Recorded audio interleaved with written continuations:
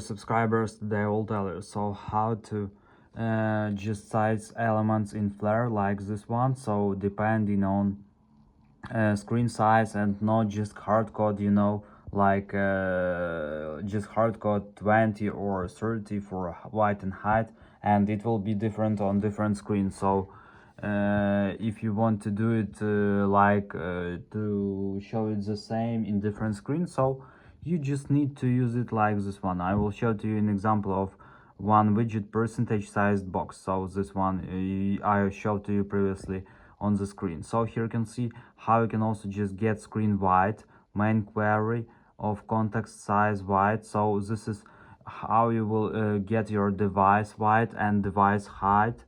Under you will get like this one. So now we just add container depending on screen size. So like a white will be like a half of our screen size, and actually height will be like 30% of screen size.